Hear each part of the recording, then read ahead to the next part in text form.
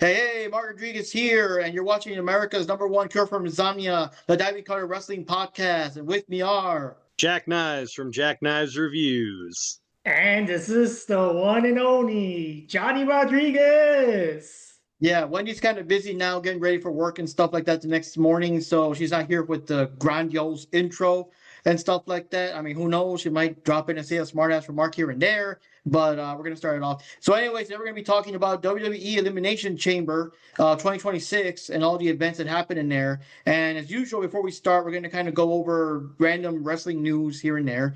Right off the top of my head, the two recent things that happened in AEW is that Tommaso Ciampa is now with them and everything, and he actually won the title against Mark Briscoe. He won I think it was a TNT title, but then he lost it like a week or so after to Kyle Fletcher. So a lot of it's like, what's the point then? And then where does Ciampa go from there? Like right off the bat, it was like, why even give him the title? Why even take the belt off of Briscoe then?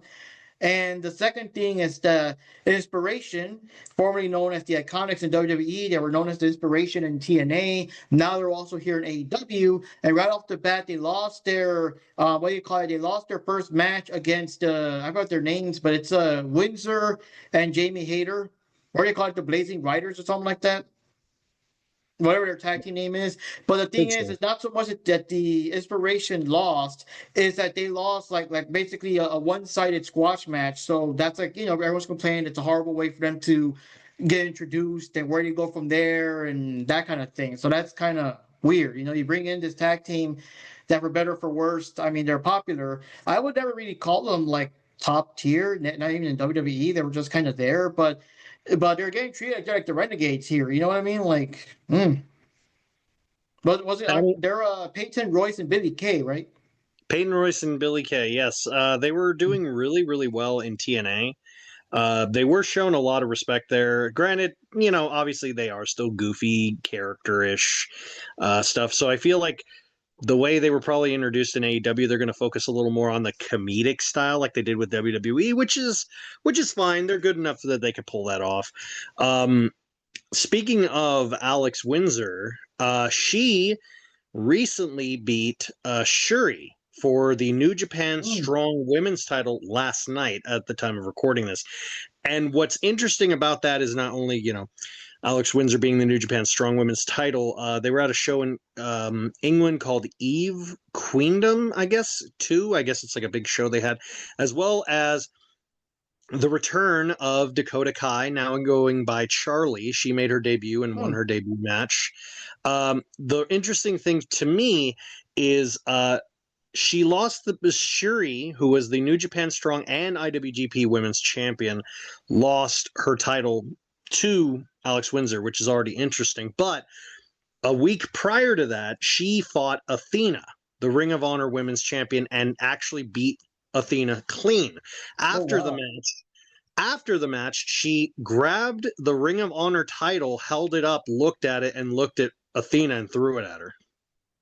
So there could potentially, since she did beat her clean, there could potentially be a receipt coming from Shuri to go after the Ring of Honor Women's title. And if you saw that match, it was a banger. It was a fantastic show from A to Z, with the also unfortunate last match of David Finlay in New Japan. But now he is in All Elite Wrestling with Gabe Kidd and Clark Connors, reforming the War Dogs, which I don't know if they're calling them the Bullet Club War Dogs, but considering David Finlay is the final leader of the Bullet Club, I hope that they actually do something with them, because if it's anything like they did with Jay White, I'm not putting my hopes up. Granted, I would love for them to do something with it, but all these people are like, man, they're going to have a Bullet Club, Civil War. I'm like, if they didn't do it with Jay White when they literally had the name Bullet Club legally okay to use, I don't think they're going to do something like that.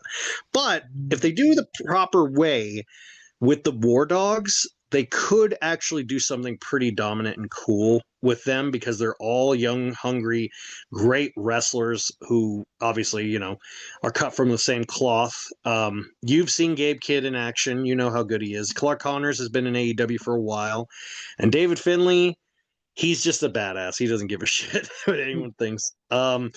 I'm curious to see what's going to happen with this kind of shift. It does bum me out that the Bullet Club is no more. I'm always going to be ride or die with Bullet Club, but it's just, it is kind of a weird change that things are happening there. And then in New Japan, there's a lot of things coming up, like the New Japan Cup, Cinderella tournament over in Stardom. There's a couple things that are interesting, but also in WrestleMania is right around the corner, and we got a couple things to look forward to there. But I'm going to be at WrestleCon in WrestleMania weekend and on the Raw after WrestleMania. So I already got my tickets for that, as well as going to the Stardom show in Vegas. So I'll be sure to have a lot of photos for you guys to check out once I was gonna get say, back. be sure to take photos and so you could put them in there and all that good Yeah. stuff. When I come back, hopefully maybe we do a predictions before Mania. I don't know. When they get the card finalized, who knows? But anyway, that's pretty much all the news we have right now of anything. All right, guys. So starting off, the Elimination Chamber didn't have any dark matches or anything. I guess just a lot of talking that Jack told us about, like describing the chamber and all that. And just real quick, I haven't really seen these in years since, I don't know, 2016 or whatever. So I guess the rules are that 4 people go into the random chamber cages, 2 people start the match, and then after so and so minutes, like other, the chambers open at random, so you don't know which one it is until they come out, and you eliminate them by pinning them, each one or whatever. And of course, the last person standing, last man or woman standing, will win a title shot and stuff like that. So the first one we had here was the women's version of the Elimination Chamber match, which consisted of Tiffany Stratton, Rhea Ripley, Alexa Bliss, Asuka, Kiana James, and Raquel Rodriguez. And real quick, the notes I have here is that Kiana James and Tiffany Stratton were the ones that start up in the actual ring, while the others were in their chambers and stuff. Tiffany did some fancy flips, and she landed on top of the chamber with Raquel in it, hitting her back. The first chamber to open was for Asuka. Kiana James just rushed right into her, starts attacking her before she could even get out of the chamber. So that's kind of cool. Asuka started grabbing her, started bashing her face against the chamber glass. Then Alexa Bliss comes out. Then Rhea Ripley comes out. Rhea picks up Tiffany and launches her into Asuka. And then Alexa leaps off the chamber and lands on everybody. Alexa's going to do the Sister Abigail on Kiana, but Asuka hits her with the mist. And during that moment, Kiana pins Alexa Bliss and then gets her out. And then Raquel is finally out of the chamber to jump in as well. Raquel picks up Rhea, drops into the ropes, but like neck first, or her throat basically bounces off the rope. We were like, ooh, when we saw that. And let me see what else here. Raquel runs and slams Kiana right through the chamber glass. She went right through the fucking thing. We were like, damn, And then she actually picks up Asuka and slams her on top of Kiana. And then, like, while they're both like in the heap, Raquel actually pins both of them and eliminates them both. So we were like, damn. So now it's just Raquel versus Rhea, I think. No, there's still some more people there. So Raquel picks up Tiffany. Rhea leaps off the chamber and tackles Raquel down, but injures her back when she lands, so now she has that handicap. Tiffany takes the chance to pin and eliminate Raquel because, again, her back is messed up. Tiffany gets on the ropes. Rhea shoves her head first into the chamber glass. My God.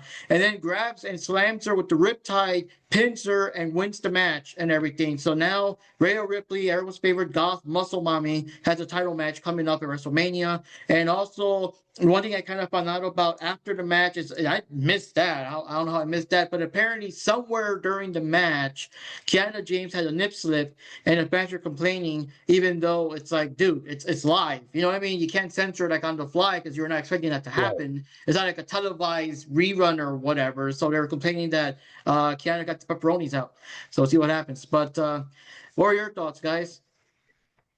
I had a blast with this. I thought it was a great start. I thought it was a great match. I mean, with the Elimination Chamber, so this is the thing with the Elimination Chamber. It's honestly the one match to me that, like, stipulation match, I like the most. If I were to pick one type of match, it's the combination. It's a toss up between this or a Hell in a Cell. I love those kind of really cool cage matches. But with the Elimination Chamber, what I like the most about it is, like, the only way to win is everyone has to take an L. until there's like it's like 6 enter, 1 leaves. It's like that, like that kind of old school Coliseum thing, which I love.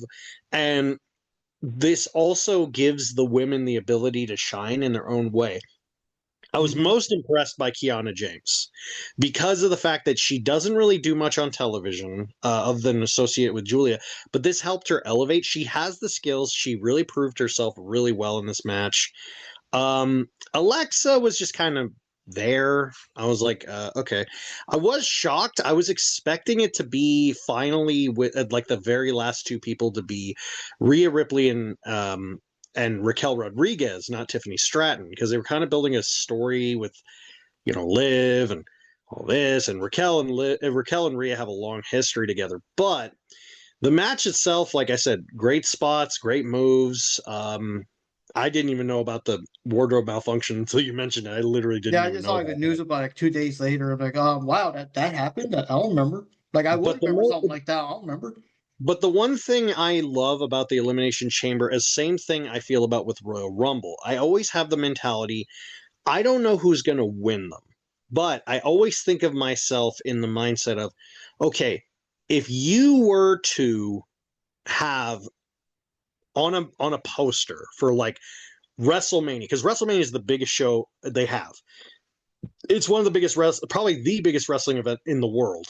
And then I go, okay, who would you want to see on that poster? You know what I mean? Like, that's how I see it as.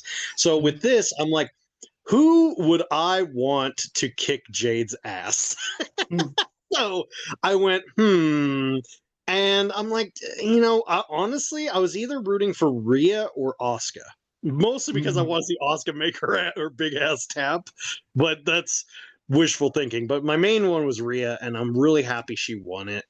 This is actually, she makes history. This year's WrestleMania, she is the first woman to have been nonstop at 7 WrestleManias in a row.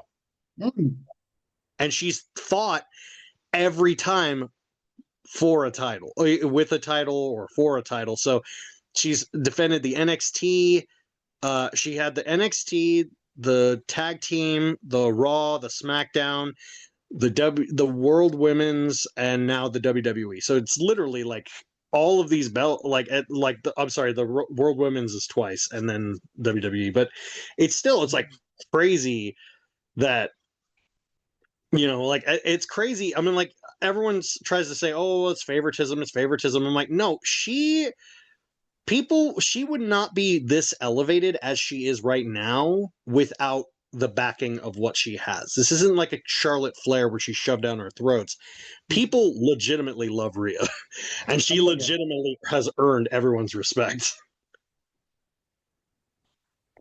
What do you think, John? I still remember her when she first appeared in it was one of those like women tournaments and things. I forgot if it was the what was it called? The Mae Young Classic.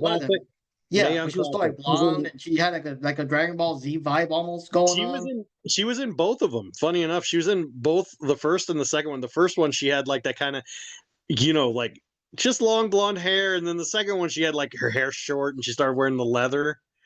That's when around the time. And funny enough, fun fact about Rhea Ripley, she's talked about this. They asked her what her first tattoo she ever had. They got signed the exact same day in NXT UK and technically WWE. Her and Toni Storm got their first tattoos, and they're matching, and they're on their fingers. Oh wow!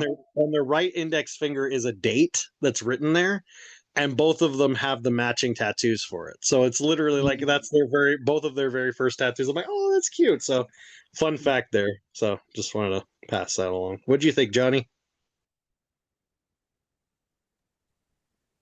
I like the match. Of course, I'm not really familiar with the WWE universe, but I did like seeing Asuka. I did like seeing Tiffany, Rhea Ripley. Who was the other one? I think Alexa Bliss was pretty good as well. Yeah, Raquel Rodriguez was pretty good too as well. But I like the very beginning of the match when all the girls are like getting in the cage through the I don't know, the door thing, whatever it is called. Mm-hmm. You know, like the whole like they're in the store, they're kind of taunting each other, like, oh yeah, we're gonna, all that kind of stuff. Like I like all that attitude thing going on in the very beginning of the match. And then of course, hey, So guess who's cute. here? Hey, what's up, guys? Sorry it took so long. My chamber didn't open. It took forever. I finally got out of there. Yeah, you have to bash Logan Paul's face through it so you could get out. No problem, man.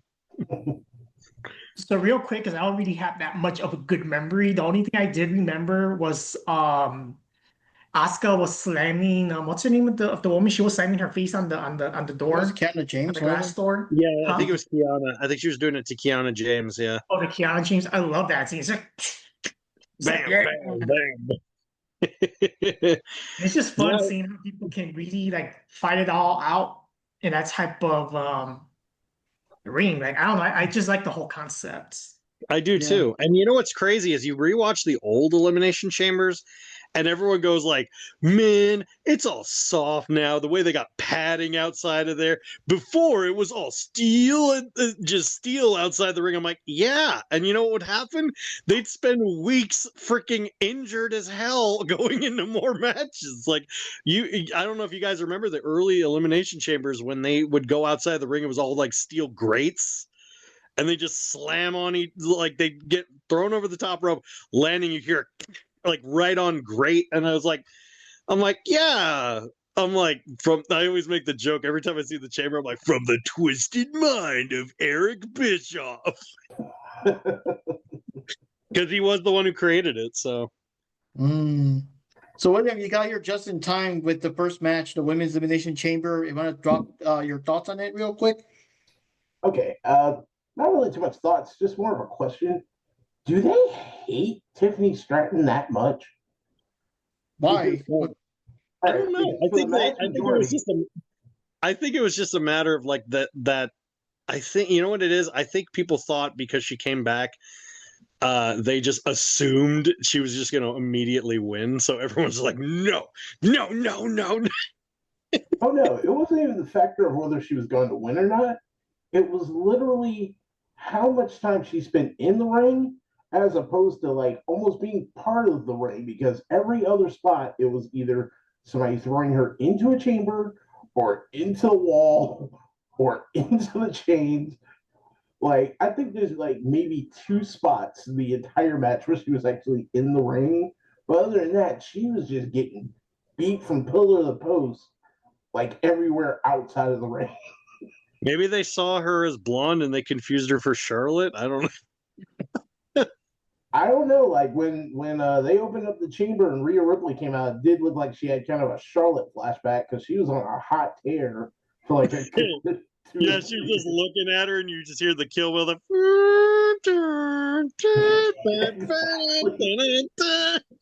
Exactly. Oh Like, man. that'd be funny if just like the next match, like Rhea ever comes out and she's fighting Tiffany Stratton, and all of a sudden she like goes into the ring, rolls back under, and then like her wrestling attire is the old like Bruce Lee yellow and black jumpsuit. Yeah, that'd be awesome.